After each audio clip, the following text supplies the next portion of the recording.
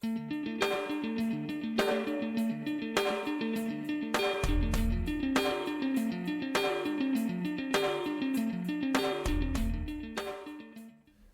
night, people, in the room podcast. I always forget where my camera is, but welcome Wednesday night. A huge weekend just passed, and who better to talk to about the MMA weekend, nationally, locally?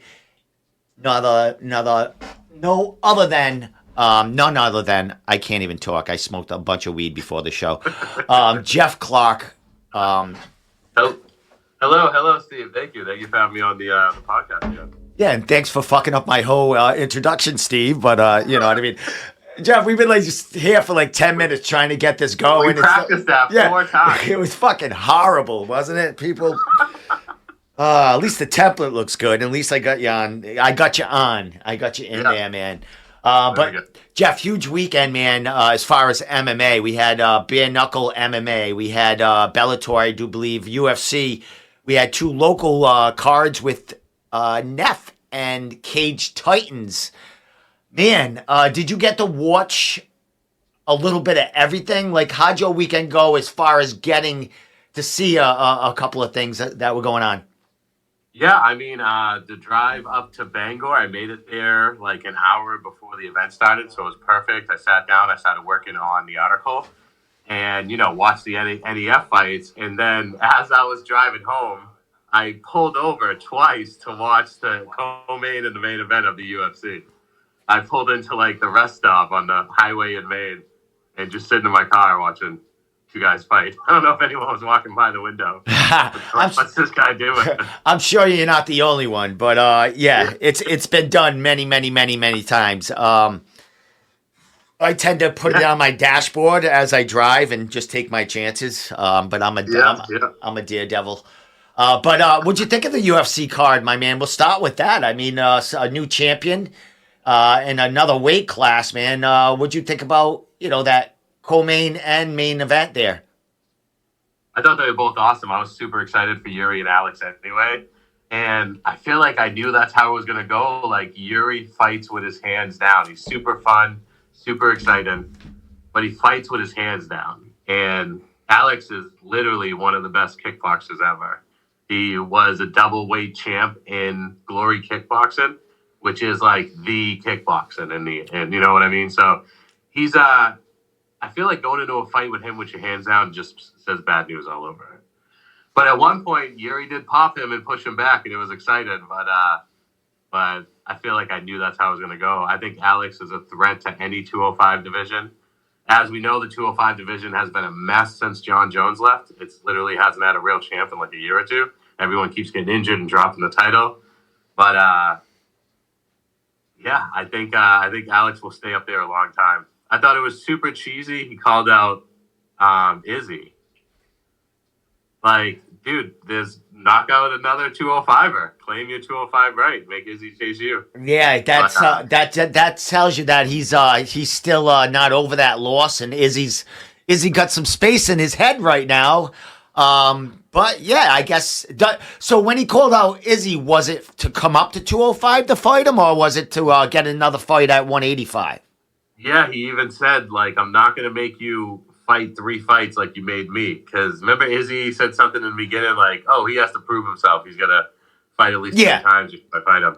So he said, come on up to 205. But Izzy already tried making 205. He fight Jan. Yeah. And I think he weighed in at 195. I don't even know what he weighed. He's so tiny. Yeah, he's a real lean guy. I mean, muscular, but lean. He doesn't carry a lot of weight. Yeah, exactly, definitely. So, yeah, that's scary for him to go up. But if he want to make some money, and it's not how much has he got to lose? He's going up in weight. It's kind of like Volk. You know what I mean? Yeah, I think. Well, Izzy just said he's going to take 3 years off, and he might have been bullshitting because that's what John Jones did. Took 3 years off. And he's like, he wants to bulk up, baby, and do what John Jones did. Supposedly, that's, it could just be Izzy trolling everyone. How old is Izzy? I mean, he's younger than John Jones. At that point, John Jones was bulking up, correct? Yeah, and I don't know exactly how old. I'm going to guess like 33. Can't be too old. Yeah, yeah. But I would love to see him fight at 205. There's really not many contenders, which is funny because I feel like the 205 division in this area is light as well.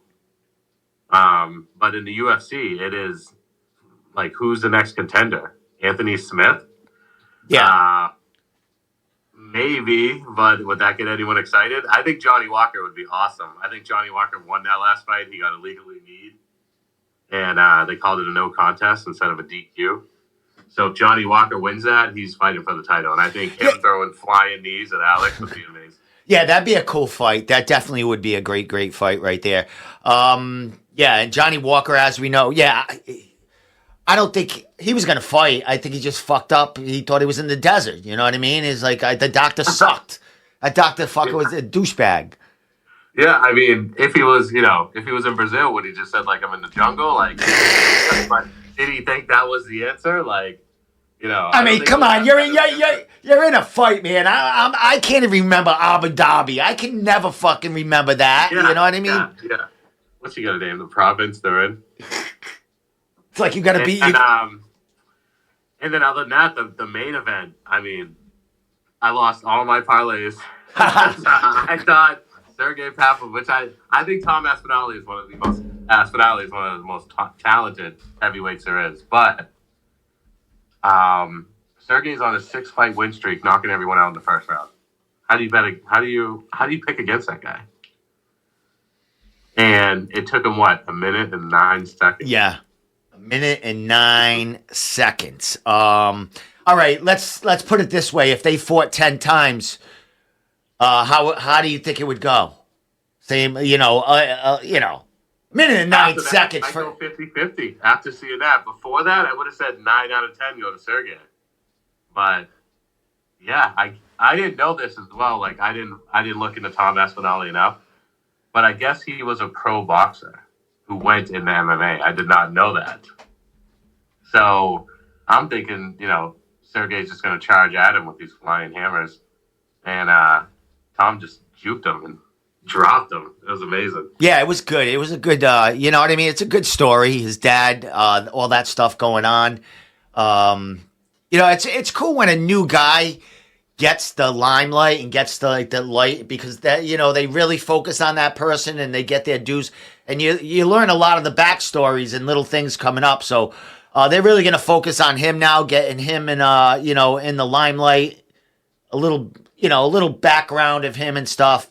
And of course, our guy Dylan at New England MMA, he'll be going to look for Alex one of these days down at Texera's gym to get a word with him.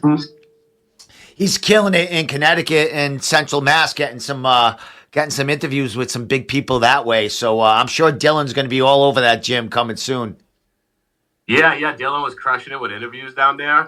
He actually just had a recent one with Glover too. I don't know if it was recent, but he uploaded it. And then I also love this whole Alex Yuri story, because Yuri beat Glover. He literally choked him out. He was losing every single round, and he choked him out in the last round. And Glover tapped, and this was Alex's almost revenge. Like, he was coming back to get revenge for his mentor, and he did. He KOs him. And I don't know if I saw somewhere, maybe someone just posted it or it was just made up, but I'm pretty sure Alex was like, I'm bringing this belt back for you. Like, I'm giving this one to you. Like, this is your belt. Nice. And that's badass. I don't know if that's true, but I mean, it was like I wish they played that storyline more at the UFC. Like, I hope with them buying, I don't know how you feel about them buying the WWE, but I hope with them merging with the WWE, they do get more into storylines. I do like that storyline. Like, that would have been awesome. Like, Alex is out for revenge for his mentor.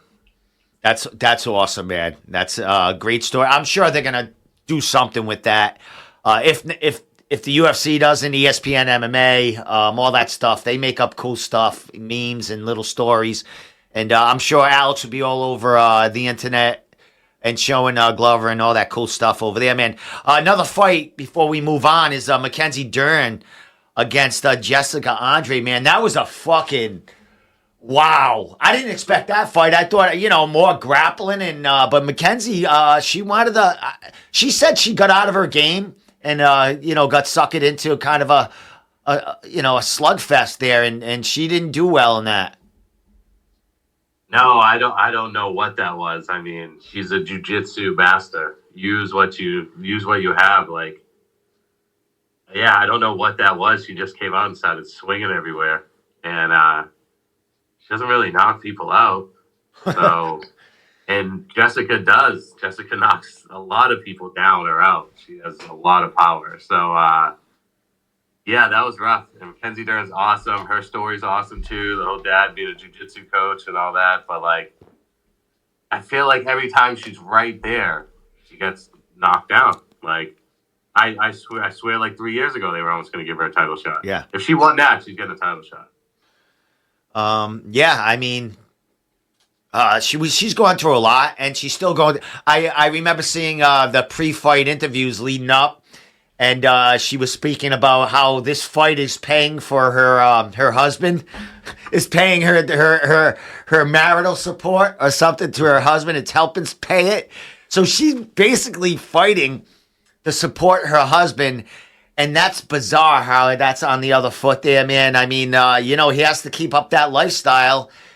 And he was probably making 1/10 of what she is. And I'm sure she's still not even making, you think she's making $1 million a year? Maybe that combined?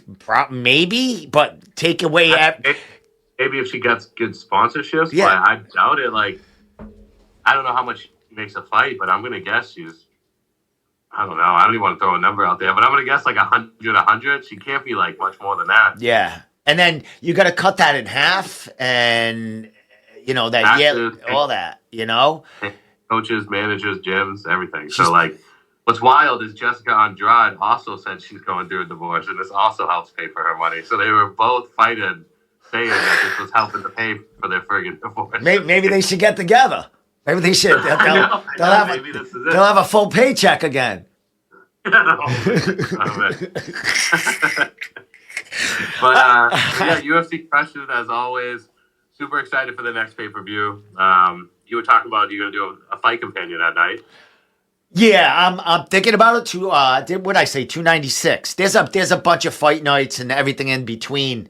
Yeah. But you mentioned that you will be at doing some cowboy kind of stuff in New Hampshire, correct? Yeah, I'm probably going to be at the PBR that day. I know I'm definitely going Friday. It's Friday and Saturday. I mean, it might work out where I can squeeze that in and then drive down there anyway. Meet you for the pay-per-view. Well, I do have my hat for that show, correct? No, I still got to come get that. Yeah, you got to come get this fucking hat, Jeff. Man. What's going on? Back down soon. But yeah, no, I'm super excited for the next UFC pay-per-view too. I think that Leon versus Kobe is going to be amazing. I want Tony Ferguson to bloody up Patty Pimblett and submit him. I think Patty's I don't know. I think Patty's going to get smashed when he starts getting up in the real competition at 155. I hope so. I mean, he's been gone a while, so the pressure's going to be all over him. Tony, God, he's getting a gift, a fight. You know what I mean? I thought he would be gone out of the UFC after this, but maybe they're trying to put the dagger in him or hoping that the dagger will be in him and he'll just stop fighting after this. But what a fight to put on. I mean, we thought Tony was done and all of a sudden they throw him at Patty, but you don't know what's going to go on here. You know what I mean? Yeah. Super excited for that one.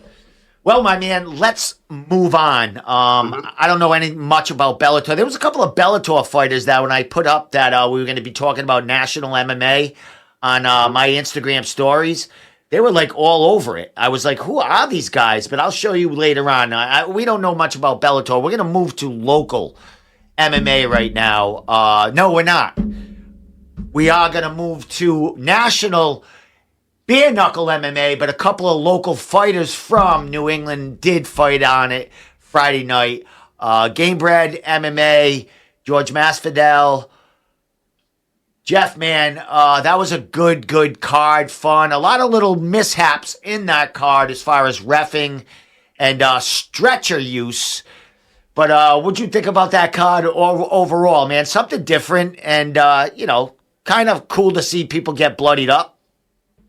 Yeah, I like it. I think it's cool. I think Jorge Masvidal is one of the best people to run a promotion. Just the backstory he brings on himself, coming up fighting in Miami in the backyard to like running this promotion, bare knuckle fighting. Like it's a movie. And I think the card itself, I think it's cool. I think he's getting it stacked. I mean, obviously some cards are even bigger than other, but I mean, when you have Randy Costa fighting Jason Knight, like that's a badass fight. And that's a badass promotion. Like I could even imagine signing those two. But yeah, we had like Randy obviously won his fight, which was awesome, first round, which is great. We also had some locals lose. Joe the Party, he also obviously lost his fight. And then, yeah, I actually didn't see the main event. Roy Nelson won. Did you get to watch that? No, but I got the highlights on right now that I'm showing as we're speaking about it. But I did hear that Roy had a lot of control at top time, and Belcher got a hometown or a game bred decision in this fight. But what I'm watching right now is Roy get his ass kicked against the cage. So I don't know. I didn't see the fight. I don't have an opinion on it.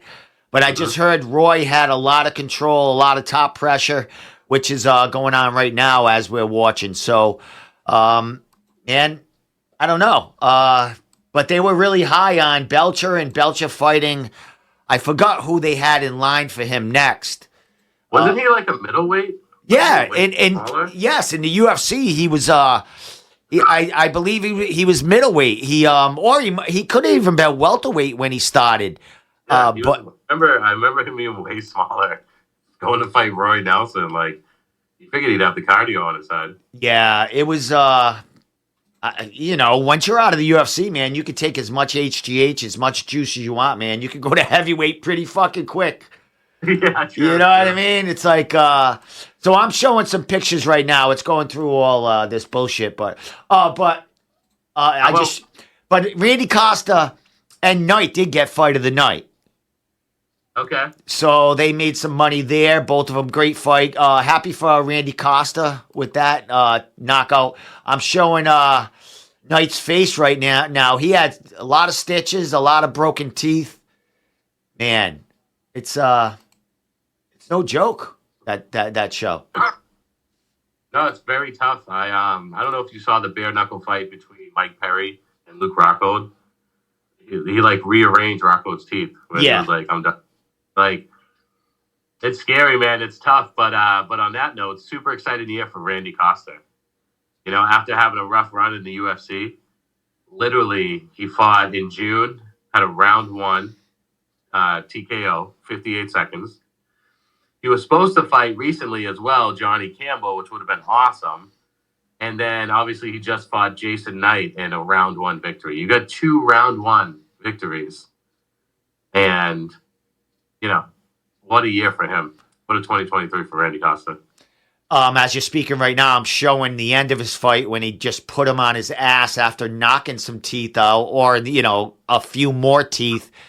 And, man, nothing but camaraderie and sportsmanship between these two guys in this fight, man. Awesome for Randy. Made a bunch of money. And, I'm sure he's going to be back for Game Bread. Fighting for something even bigger. He's trying to get back in the UFC. He's still young, and there's still time for him to get there if he keeps performing, man. He just went in a losing streak, and sometimes they give you another shot down the line. Yeah, I mean, they always say when people trying to make it back, they stay busy, they keep fighting, and they make a statement. I mean, play his highlight reel for the year, and he's made a statement already. Another thing, I'm passing through all these fights right now. Yeah. But Jeff, let me get to you for a second. There you are. There was another local there in Chris Sauer who fought Hector Lombard. And as we know, Chris Sarro is a BKFC veteran. Hasn't done well in the past couple of years. I think he might be 0-4 for BKC, 0-5 in his last fights, all getting knocked out. Fought some tough guys in there. But then he takes on Hector Lombard in fucking in bare knuckle boxing, bare knuckle MMA, which I didn't think heading into this fight he was going to be prepared for Hector Lombard, because we know Hector's ground game is incredible, and he's a beast on his feet. Man, talk about this fight, man. And I mean, it lasted a minute and friggin' 20 seconds, if that. Talk about it, man. And I just seen Chris outmatched in this fight. Yeah, I mean, Chris is a tough fucking dude, tough guy, definitely. But Hector Lombard is just a different beast all in his own. If you look at his recent record, like, he's been staying busy doing this bare knuckle boxing as well. He was basically undefeated in bare knuckle until he fought the champ, Lorenzo Hunt. And Lorenzo Hunt is crushing everybody. So basically, no one's been able to touch him in this bare knuckle boxing. So Hector Lombard, I feel like, was definitely a favorite in that match.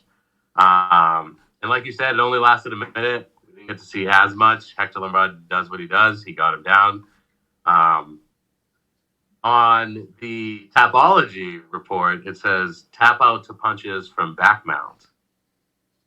So I guess that's what they're going to call it as. Yeah.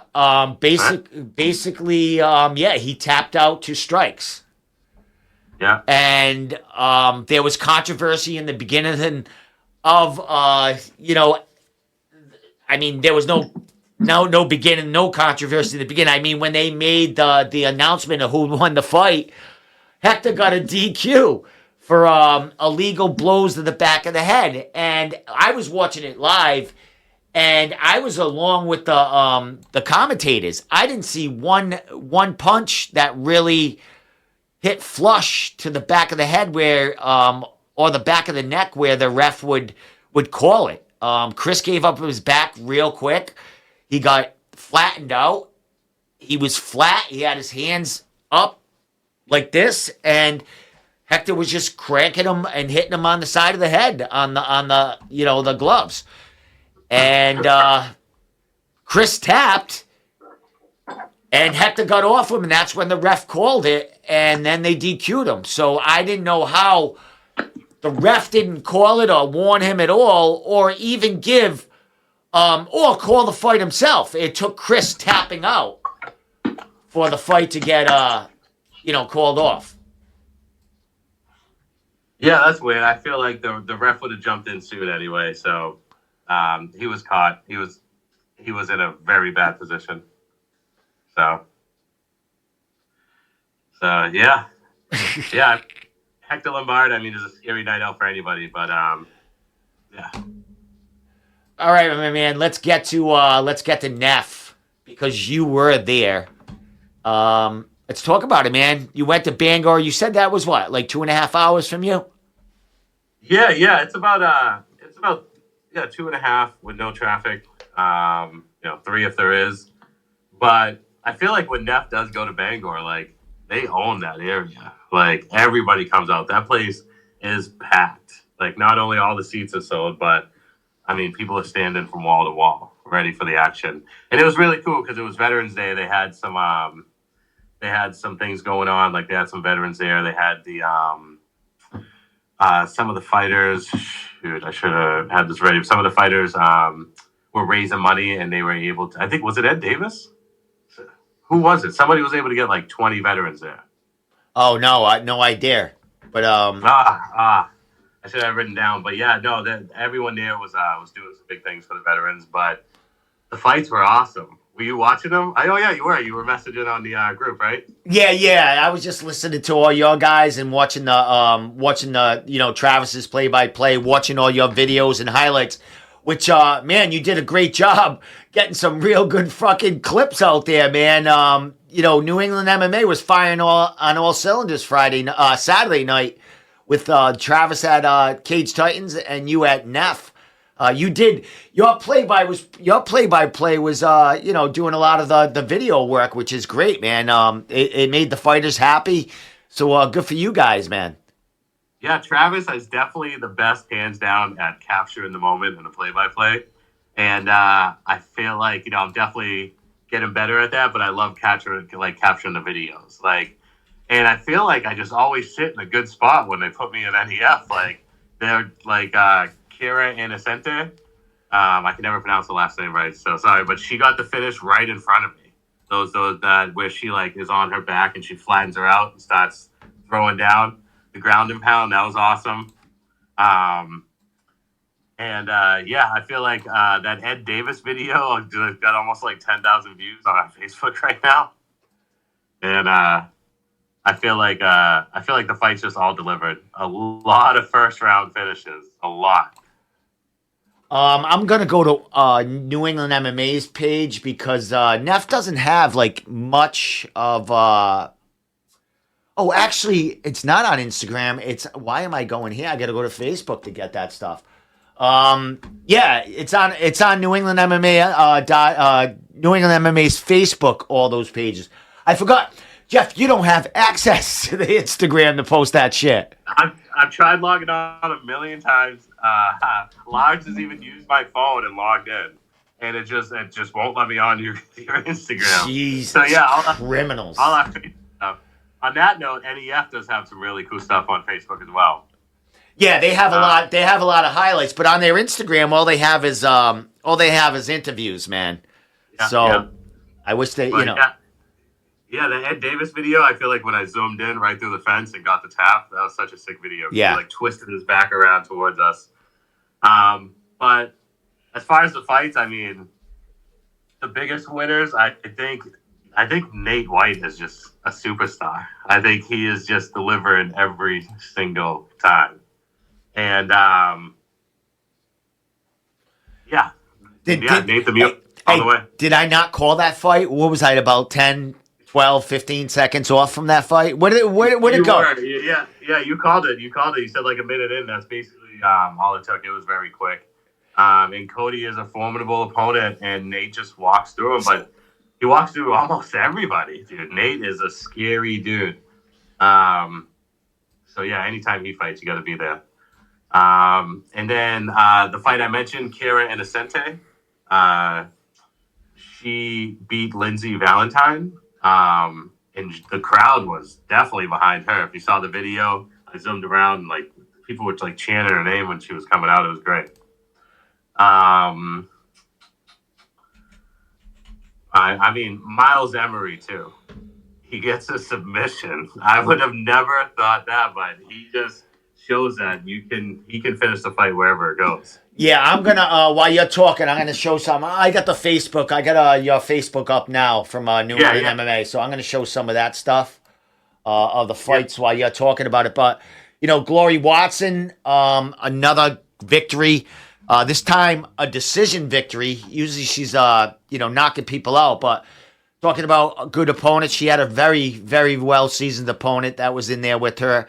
So Glory Watson, another win, another step closer to the UFC. Yeah, I think Glory Watson is continuing to show everybody that she has what it takes. She can finish by submission. She can go all 5 rounds. I think people doubted Shauna, her opponent, but as I was talking to some of the fighters, they were even mentioning how Shauna is just a boxer, like a brawler. And they were saying Shauna's going to be tougher than people are giving her, and she was. She stood in there trading punches, but Glory was just a little bit quicker. Glory was able to mix in the kicks a little bit more. Glory, they were firing shots to the bell. They were firing shots to the last round. And yeah, I mean, Glory has such a big following too. That whole crowd loves her, and she's so humble. You can tell when they're giving her praise, she's just smiling and everything. And I think she has potential to be a superstar. Yeah. I'd like to see him bring more people up there. She definitely has some great potential.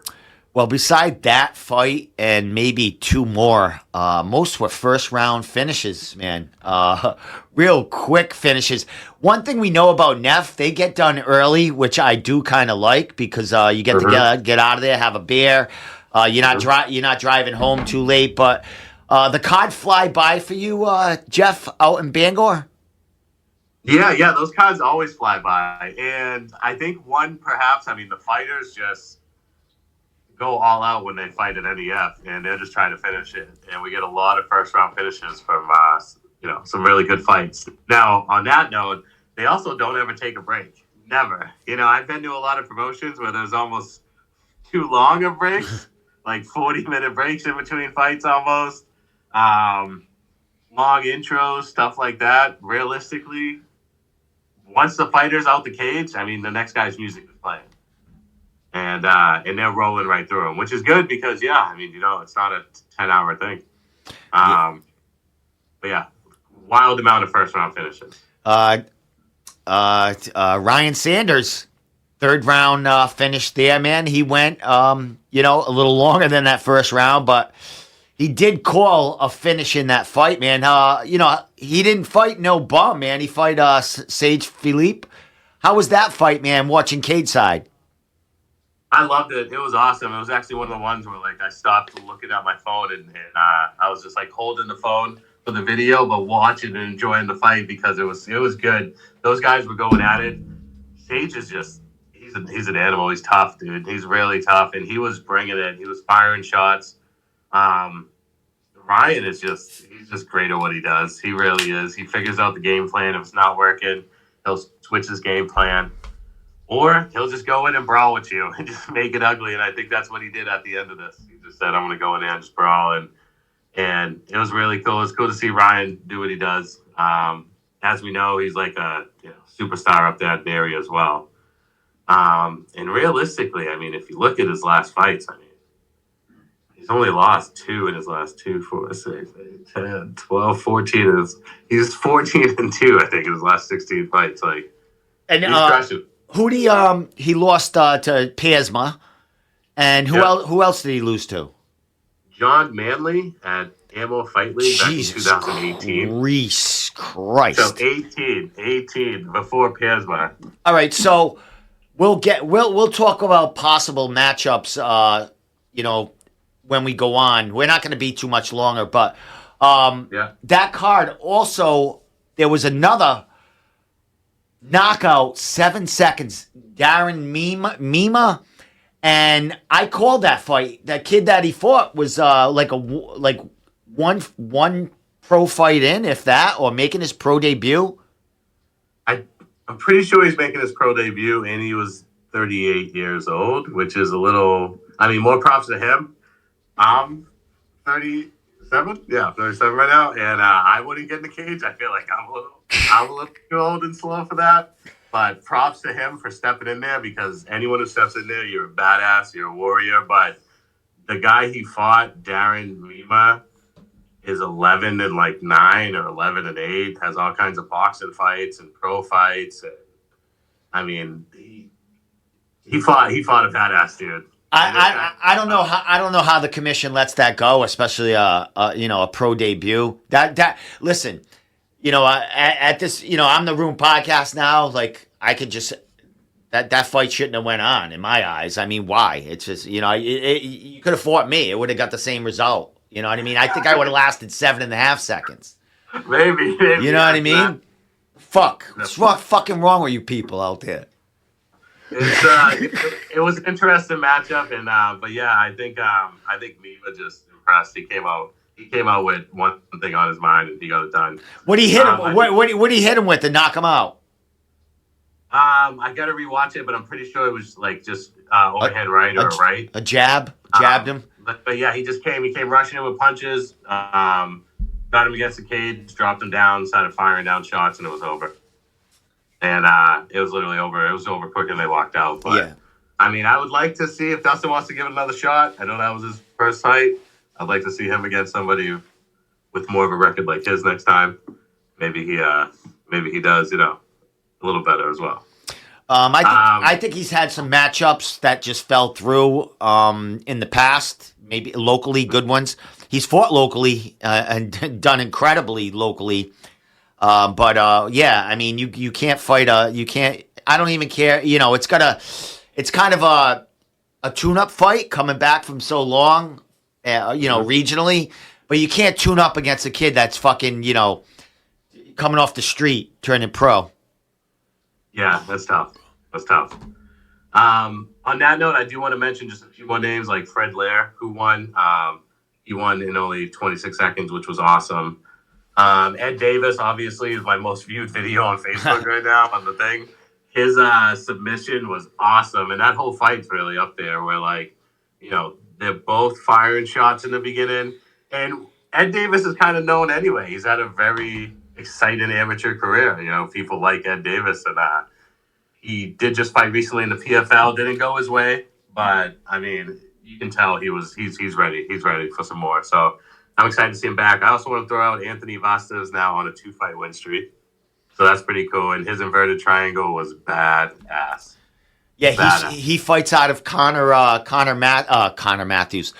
Barry's gym there in Defensive Edge. Their fight team there. So Connor's doing very well. I think Connor had a couple of fighters win on Saturday night from that gym. Yeah. Let's see, some of the other big ones. I mean, Edwin Pena, he's my second most viewed one on there. He crushed it. Joe Peters and Curtis, I figured was going to be a great fight, and for the 1.5 rounds it lasted, it was. PJ Crawford defeating Conor Morrow. That was PJ was just aggressive in every form of the word, wrestling, striking, everything. And how quick was that fight? Because I know Connor. I'm friends with him.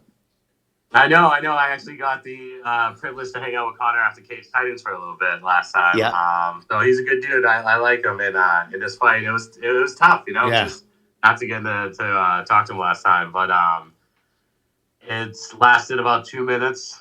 And it was an arm triangle choke that he got him on the ground with.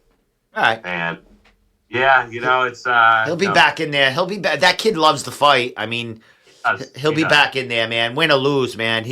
I saw his first win at Cage Titans, so yeah. So it was good. It was good time. He's a good kid. Win or lose, he don't give a fuck. He's just in there to have fun. Yeah, exactly. His energy is always great. Actually, the owner Matt, the owner of Neff. Shout out, Matt. Thank you for having us up there. When me and Connor were walking by him, we were just shooting the shit, and he did say something like, "You guys have the same energy. You guys are both always so positive and just bring a good energy around everybody." So it's cool. That's nice. Cool. Nice. Yeah, he gave his props to Connor as well. But I do say some days you're the bug, some days you're the windshield. So yeah, yeah. Let's talk about some. You want to move on, or you got a couple more things you want to say? Yeah, no, I guess that's pretty much it. Charles Sullivan won. That was pretty cool. Nate White, obviously, Jackson Campbell, Miles Emery. But yeah, that's pretty much it. Yeah, I mean, Glory Watson did her thing, and the event was called Glory Days. I actually have the little poster right there. So I mean, that was absolutely perfect for her to win on that. So Ryan Sanders with the mullet there. Hey, you mentioned Jackson Campbell. How's that kid? He won, of course, but he seems like he has a lot of energy. What'd you think of that kid? Yeah, he does. He was very aggressive in the whole fight, and he's now on a 2-fight win streak.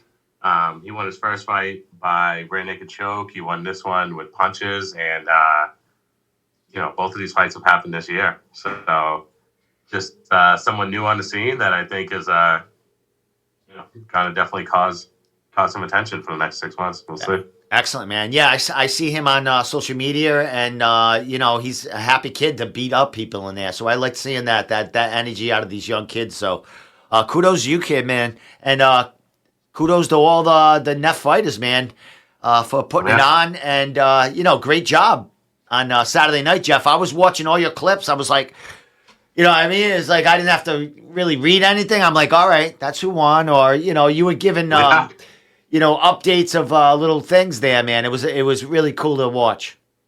Yeah, it's really cool because I feel like Neff treats us good when we get credentialed there. Anyway, they treat us really good, and they put us in spots to make sure that our social media is doing our job, where we are getting them thousands of more views. And it's cool to be there. It's fun to watch the fights, but it is really cool to just see the extra exposure that we're giving these events and these fighters. Like, definitely some of those people who watched that video might not have heard of NEF before. Now they're going and liking their page too.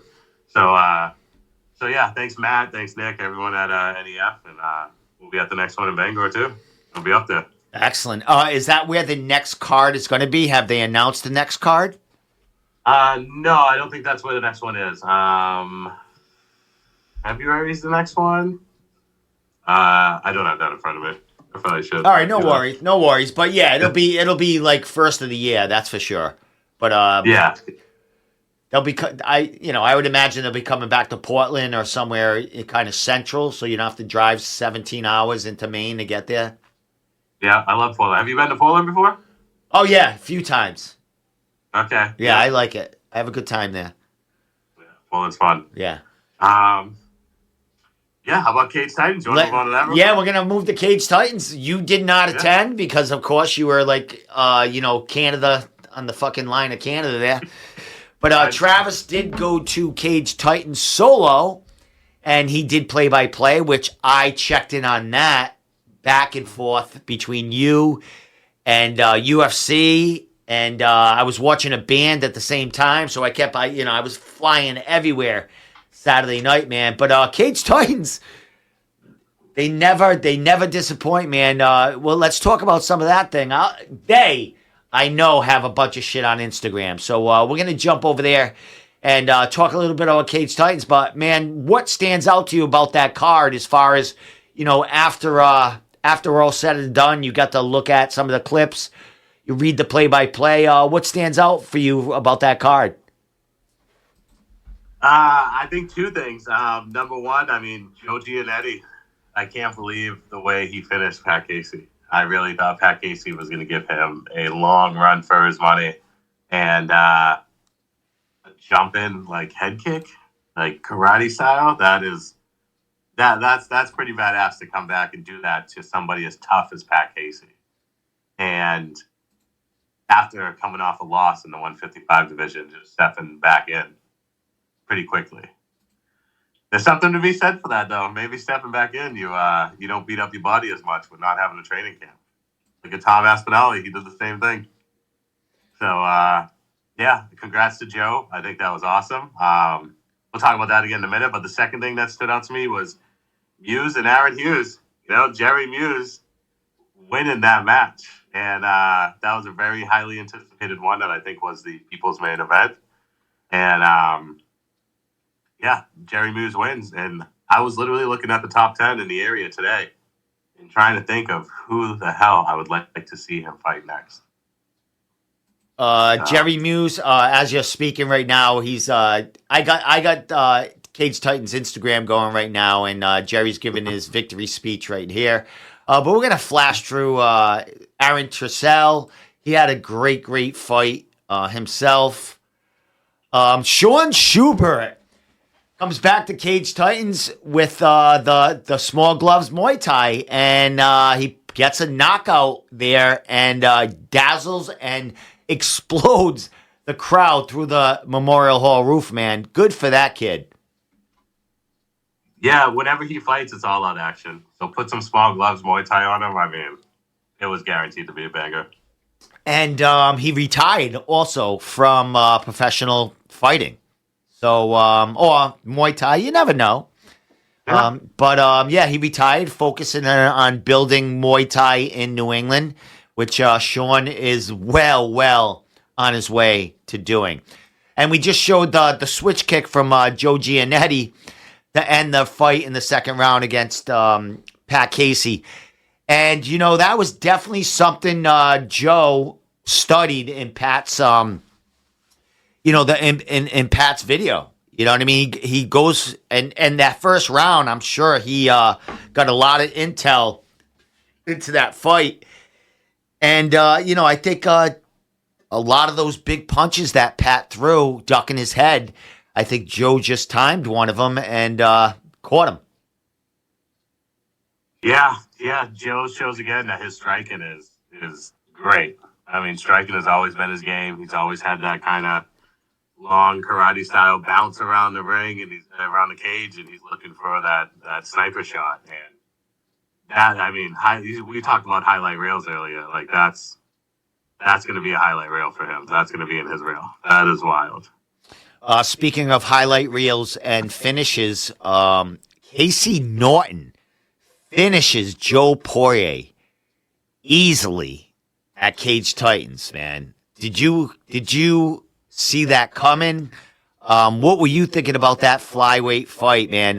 Casey coming from well out of the Cage Titans realm of fans into Joe Poirier's world, and he just he took him out really bad. Yeah, I was not expecting that. I expected that to be an all-out war, and for as long as it could go. And I feel like just Casey had his number. I don't know, like you said about the film, maybe they studied it, maybe they knew something, but Poirier has been on a run, and he's always excited, and he's a tough dude. So, yeah, I don't. That's the fight game. You just never know. Like, you never know. And like we were talking about earlier, if somebody fought 9 times, out of 10 times, what would happen? Who knows? A couple of pro debuts here. We had Randy Francis go against Brett Layton, a rematch from when the kids were amateurs, and they fought as pros, making their pro debut against each other. And man, it was a great fight. Went a decision, and Brett gets the nod, man, in there, in a great fight. And congratulations, man. I love to see these new amateurs, these new pros, have a great fight for that first experience. You know what I mean? It wasn't quick. He didn't take on a bum. He took on Randy Francis, who is, like a 14 fight amateur veteran. And those guys really put it out there, man. Congratulations to them. Yeah, that's the both of them. It's exciting. It must be so exciting to go pro. After these amateur fights, you can finally make a little bit of money. Not saying you're getting rich, just yet, but it must be cool to see a little nicer check after a fist fight. Well, my man, Jeff, now 170 pounds. Joe Giannetti gets that title back after he relinquished it.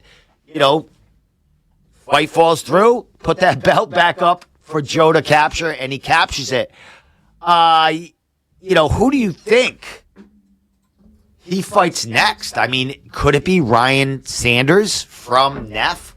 They are not going to fight. Joe is not going to fight at Neff. I don't think he's going to fight at Neff. They're going to want that fight if it ever happens at Cage Titans. I think that's the fight to make in New England as far as 170 pounds right now. Yeah, I definitely agree with you. I think that would be awesome. But yeah, I guess that comes back to logistics. Is Ryan coming down here or is Joe going up there? But I mean, that would be a great fight, and that would definitely bring the crowds. Like people from Maine would travel to see Ryan fight, and people from Mass would also travel to see Giannetti fight. Let's put it in a neutral ground. Let's put it in neutral ground against each other. You know what I mean? Trying to boost Joe into the UFC, even though he is a lightweight, that he wants to get into the UFC. This was one of the biggest highlight reels he's ever had, and it was at welterweight at Cage Titans, winning that belt again, man. Taking out Pat Casey like that, he needs a look at this point, whether it's 170 or 155. The kid's paid his dues at this point. Yeah, and yeah, like you said, I think Ryan is the best option right now. But yeah, congrats to Joe stepping in. And then with the whole Jerry Muse, also, who does he fight next? DeSalvo? No. He's coming off a loss, right? Oh yeah, I think so. No. Jerry at 155. Jerry is 4-0 now, right? I think he's 6-0. 6-0. Yeah. Are you sure? I'm pretty sure. Can you look that up? Yeah. I think he's 4-0. He's 6-0. Fuck, man. If he's 6-0, he fights whoever the hell he wants. That's what I'm saying. Yeah, he's 6-0 right now. And he's, one of those wins is from 2018. But literally, all those 5 wins are from this year. Like. That's right. Right? Yeah. Jake Hixenbaugh, Anthony Vasta, Paul Teague, Aaron Hughes, Joshua Bonaparte, I can't say his last name, and then I've won back in 2018, but he's won 5 fights this year. He fought in January, March, May, June, and then again in November. Like, he almost should be way higher up than we think. Wow. I did not. I thought he was 3-0. I didn't. I. That's how much I'm following the kid. He's ranked number 10 on the New England MMA rankings right now. And above him, right above him, is Mo Al-Khanidi, Dylan Lockard, Zach DiSabanto. I just smoked two.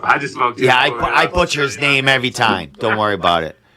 We got Ali Zebian, who he probably ain't going back to 155, right? No, he's staying at 170. Eddie George, Brandon Murat, and then we got Jacob Bone. Well, Murat's in the UFC.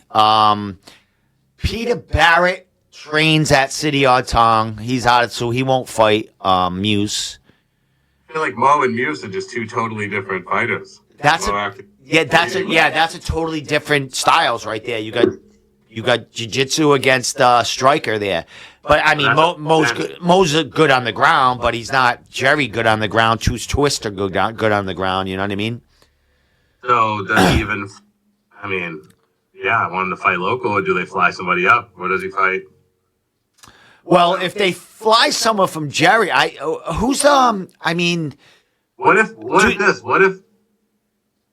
so Dufort. Dufort could possibly be a matchup because Dufort, as we know, is a big jiu-jitsu guy who finished Joe in like a minute or so. Jerry's a big jiu-jitsu guy. I think that's the fight to make right now. Jerry is fucking all over the internet. Everyone loves him. I think he's Captain America versus Canadian. This is the real. I think Dufort against Muse is the next fight to make. I think that would be awesome. I say you just give him a title shot, right? Yeah, he deserves it. Right? It's 5-0. Give him a title shot.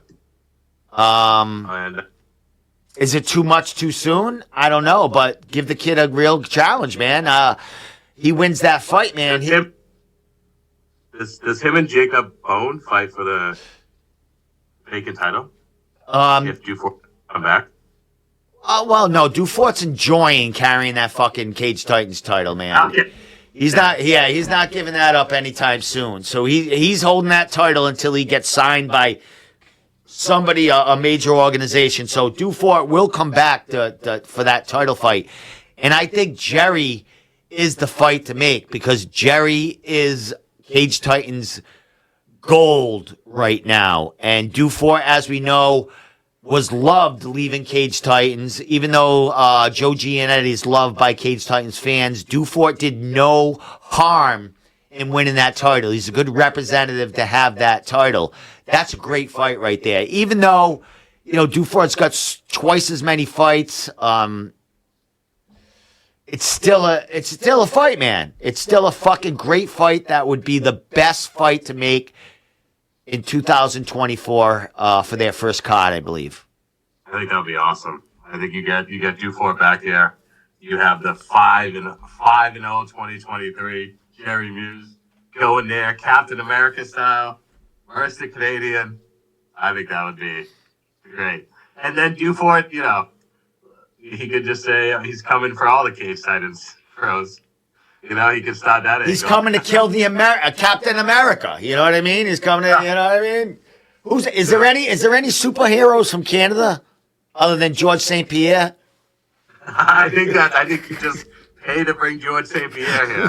Get Paul Bear on the phone. Tell him we need George St. Pierre at this event. I don't know if there's a Cornelius Vanderbilt. I don't fucking know. Who's those, I don't know. They're all superheroes in Canada. Yeah, true. Oh, well, that's the fight to make, I think. Wow. A lot of amateur fights in there. But next Cage Titans card, I will be there as a fan checking it out, most definitely. Nice.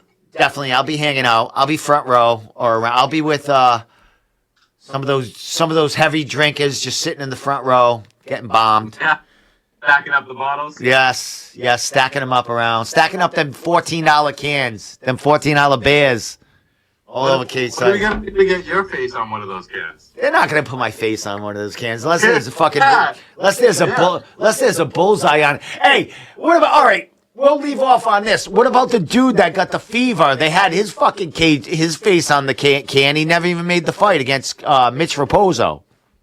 Oh yeah, yep. That was very shocking to everybody there because they announced it like a couple fights into the event. So yeah. See, I don't know anything about the commission and the doctors or how they like check people's vitals before fights and stuff like that. But are they checking their vitals constantly before, like even 2 fights before or whatever, 3, 4 fights before they're supposed to go on? What do you have? Give them a Bear aspirin, give them a children's bufferin. What happened with the fever? I know that is strange. I forget who it was. Probably Chael Sonnen because he's such, he's friggin' Chael Sonnen. But I think he was pulling out of a fight. He's like, we all get injured anyway. You're going in with just an injury, but you're going to get injured anyway. And I'm like, oh, okay. But that's something Chael Sonnen would say, Yeah, I don't know how, flying him in. The day before, he was like loving the face on the can. And did you see my little meme I put up? I said, guy's probably drinking all the beers with his face on it. I'm roaming around Plymouth right now. Dude, come on. Fuck. I think we talked to Mike. I think we get you on the can. Yeah, no, we don't get. Yeah, I'll be sitting on the toilet can. That's what I am. That's where I am. That's Steve on the can. No one remembers me. You're a flash in the pan. So, anything else you want to leave off with? What time is it? Yeah, we got going late, but we were talking for a little while. Yeah, that was good. What else do I want to mention? Oh yeah, I'm going to Combat Zone this weekend. Oh, I didn't know that. So yeah, we'll have I'm going to Combat Zone. They are having their card in Manchester, New Hampshire. Have you been? Have you been to one of those? Yes, I've been to a bunch in Manchester. I haven't been to any recently, but I've been to a lot there. It's great. So I like it because they give me a table out back, but the table's lifted, so you can see over everybody. You don't like people standing up. You don't have to worry about it. So it's cool. It's cool to have that extra. But yeah, they do their events in Manchester at the DoubleTree right downtown. It's cool because you go pregame at the Thirsty Moose across the street if you want to, and before you go to the fights. But Nick Fiore is returning. He was on an undefeated an undefeated winning streak locally, and then he lost his 2 UFC fights, but he's getting right back to it. I mean, as we see, sometimes you get up there, you fall off, and then you can get right back in. So this is his chance to get back in. But the guy he's fighting is no can. It's no just let's get him back in and get him a win. This guy's a beast. He just beat a local favorite, Eddie George. Shit. Yeah, the guy he's fighting just beat Eddie George back in May by a Peruvian necktie in round 3. So you can tell he's tough. He's got his thing. And before that, so basically his last 6 fights, he's 5-1. So the guy's an animal. He's 10-4 overall. So Nick, I feel like only takes tough fights, and this is just another one. Like his recent fights have been all really tough, and I feel like this is just another one just to help him get to the next level. Well, I just popped up Combat Zone's Instagram, and a fight that just popped up, a poster, is Tyler Smythe against Jacobo Opito. And I love Jacobo Opito, and Tyler Smythe can suck my asshole. So yeah, is he the one that told me fuck Steve. Yeah, so he can lick my ass, and Jacobo Opito, I hope, wipes his ass. So with that said, let's keep going. That's great. But yeah, no, I'm excited. I mean, Combat Zone, they always deliver. It's the new president there is Calvin Kattar, who's obviously a UFC contender. So it's cool to see him walking around. The other guy, and again, I'm going to butcher this last name. I'm going to get better at these names as I get more into local MMA. But Tom Pagalero. Pagalero, okay, yeah. He's fighting for the vacant featherweight title. He's fighting Oliver Morad. I don't know him too much. He's 6-2 though. So there's like 3 title fights this weekend at Combat Zone. Chris Motino's on the card. He's coming back. He's the one who fought Sean O'Malley in the UFC. Yep, Chris I know very well from the whole area. Yeah, Lindsay Kelly's back. She's fighting Michelle Marquez. Michelle Marquez is 2-0. That's going to be a great fight. The welterweight championship is on the line too, the amateur. And then Teddy Politis is fighting for the bantamweight championship. Yeah, I just passed this poster a second ago. I'm just flashing through some of them. Yeah, I'm super excited for that one. There's a lot of just great fights on this card. A lot of sleepers that if you weren't paying attention and reading the fight card, this is going to be a great fight. They start super early, too, which I really like. The doors open at 3:30, and the bouts start at 5 o'clock. I think the main event and stuff, they wait till 7. They try to push it, like the main cards and stuff. But starting at 5 o'clock is amazing. Yeah, that's awesome, man. I don't get out of work until about 4, so it'd be tough for me. Yeah. But yeah, still, I love them early cards because I get out of work and I can watch it fairly early and go to bed and get up for work the next day. Yeah, I think this will be a fun card. And, if anybody out there wants to support local MMA, definitely log on. They have their pay-per-view link right on their Facebook and Instagram right now. So you can pre-order it and get ready. And there's a lot of good fights. There's 3 titles on the line, the main event, Nick Fiore, and, Combat Zone, Manchester, New Hampshire. Well, my man, wear your battle hat because Tyler Smythe might be looking for you after he's fucking seeing stars after the first fucking round. Looking for you. He ain't looking for me. He better fucking, he better get his dad to drive him to fucking Rhode Island if he's looking for me. Oh, man. Well, yeah. I think that's it for the local fights. Well, man, great way to leave off, man. I'm happy. So, Jeff, here's what's going to happen. Well, Tommy couldn't make it tonight because he went to Tool in Boston tonight, which I can't, say. You got the tickets to Tool, man. I'm not even going to a wedding. I'm going to fucking Tool. Travis went to Tool tonight. But next week, Tommy will be back. Oh, no, he won't. So next Wednesday is going to be Thanksgiving Eve. So I'm going to be out and about. So there will be no podcast on Wednesday. When is Combat Zone? Next, when is it? It's this Saturday. This what? Saturday. So next Friday, do you want to do next Tuesday night or next Friday night? You want to do a podcast recap? On Tuesday, so it's before the holiday. You want to do Tuesday night? We'll recap Combat Zone. Yeah, let's do something Tuesday. All right. Talk about Combat Zone, and talk about yeah. All right, we'll definitely do that about 8:30 on Tuesday night. Sounds good. All right, my man. I'll talk to you in between then, man. And we'll be looking forward to your play-by-play videos or whatever going on at Combat Zone on NewEnglandMMA.org. Like I said, I still love you guys. I'm still fucking supporting. Keep doing the thing. You know what I mean? But, you know, now that I moved out, I can, I can talk about people sucking dick and shit like that. You know what I mean? That I want. So. Yes. Oh man! All right, Jeff, man. Awesome talking to you, man. It was a good time, man. We'll definitely chat again on Tuesday night. I'll be watching your shit going on this weekend, man. But with that said, man, great show, man. Great chatting. Thanks for saving my show tonight and coming on, man. Anytime, man. Anytime. Combat Zone 82, Manchester, New Hampshire this weekend. All right, don't go anywhere. We out of here.